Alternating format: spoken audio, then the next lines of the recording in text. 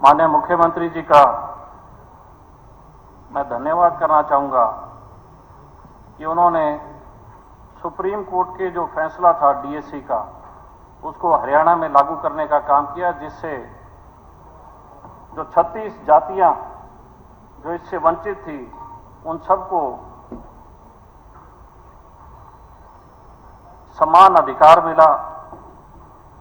और कृष्ण बेदी जी ने अपने वक्तव्य में कोट किया था कि 1994 से 2005 तक इन सभी को समान लाभ मिलता था।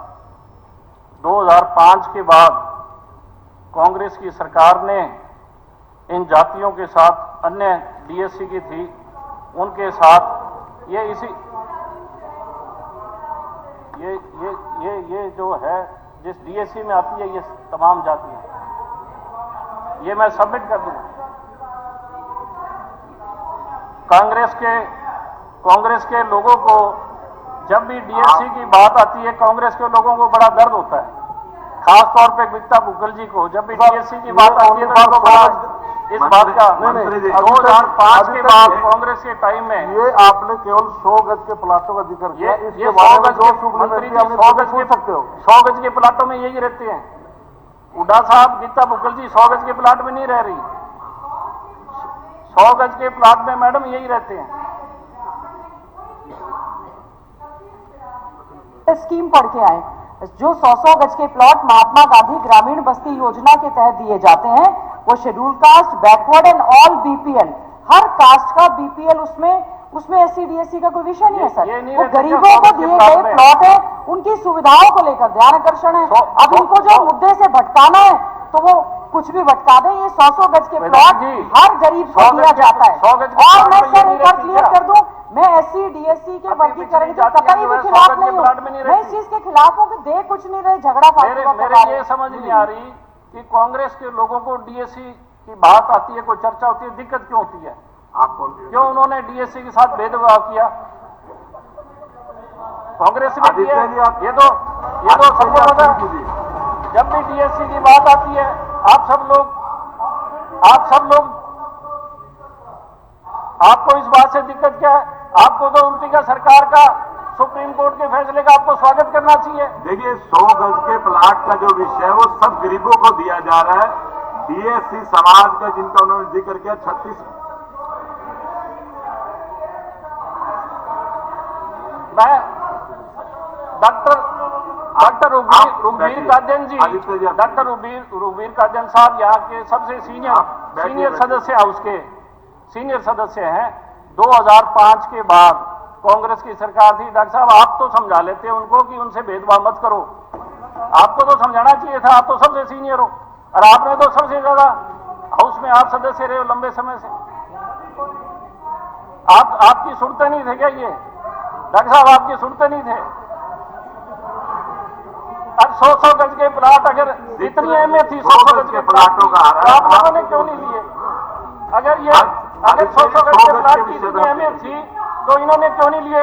और यही प्लाट हुड्डा सेक्टर के होते तो ये सारे अपने कोटे के ले लेते। अगर यही प्लाट हुड्डा सेक्टर के होते, ये सारे कोटे में ले लेते। उस टाइम इनको कोई दर्द नहीं था, उस टाइम ये अप्लाई कर देते। तो इनको ये आप बिना परमिशन खड़े मत होइए प्लीज। देखिए सेलवाल साहब, आपके हल्के में कॉलोनियां नहीं है तो सबको हिस्सा मिलना चाहिए कि नहीं मिलना चाहिए? आप बैठिए। अन्य लोगों को हिस्सा मिलना चाहिए कि नहीं मिलना चाहिए? तो आप विरोध क्यों कर रहे हो? हिस्सा नहीं मिलना चाहिए। आप इस बात का विरोध क्यों कर रहे हो? हिस्सा नहीं मिलना चाहिए। आप बैठिए। गीता बुक्कल जी तो बहुत पढ़ी लिखी है, आप बैठेंगे ये तो विरोध कर रही है क्योंकि इनको दिक्कत है। आप बैठिए एक बार, लेकिन आपको तो नहीं विरोध करना चाहिए। आप अपनी बात को 100 गज के प्लाट के विषय शुरू कीजिए। वो 100 गज के प्लाट से ही शुरू कर रहे हैं आप। 100 गज के प्लाट में स्पीकर साहब, 100 गज के प्लाट में गरीब आदमी रहता होगा, जो फाइनेंशियली वीकर सेक्शन है, वो उसमें नहीं आते ये जातियां सारी। तकलीफ तो आपको है जी, मैं तो अपनी बात रख रहा हूं, तकलीफ तो आपको है। एक मिनट, आप 100 गज के विषय पे आइए। 100 गज के प्लाट सर, 100 गज के प्लाट में, सर 100 गज के प्लाट में क्या वीकर सेक्शन के लोग नहीं रहते? कंटिन्यू कीजिए। मैं तो बोल रहा हूं, बोलने नहीं दे रही, ये विरोध कर रहे हैं। सर आप बैठिए बैठिए। मैं ध्यान दिलाना चाह रहा हूं, इनको दर्द हो रहा है इस बात का। आप बिना परमिशन के खड़े मत होइए, बैठिए। जितने विधायक आपकी पार्टी के विधायक क्या इसका विरोध करें डीएससी का, तो फिर आपको दर्द दिक्कत किस बात की? आप बात सुनो मेरी, आपको दिक्कत किस बात की है? आदित्य जी, आप इधर बात कीजिए, उधर छोड़ के आप फिक्र भी शुरू कीजिए। सर इनको दिक्कत किस बात की हो रही है? इनको खड़े होकर इनको समर्थन करना चाहिए कि सुप्रीम कोर्ट का फैसला है। आप बैठिए बैठिए, इसको आप बैठिए। सुप्रीम कोर्ट सबसे बड़ी कोर्ट है, अगर उसने फैसला किया है, मैं उसी में कह रहा हूं आदित्य जी, आप अपनी बात को। सर सुप्रीम कोर्ट सबसे बड़ी कोर्ट है, जिसका हम सब लोग सम्मान करते हैं कि उन्होंने। मंत्री जी, एक बार उनको बात रखने दीजिए, अपनी बात रखने दीजिए। मंत्री जी एक बार आप अपनी बात रखिए, उसको समाप्त कीजिए। सर 100 गज के प्लाट में यही लोग रहते हैं। मैं आपको बताना चाहता हूं, इनका काला चिट्ठा खोल दूं आज मैं। High court, Punjab Haryana high court ने ए ब्लॉक पे स्टे लगाया, ओनली सर्विसेज पे।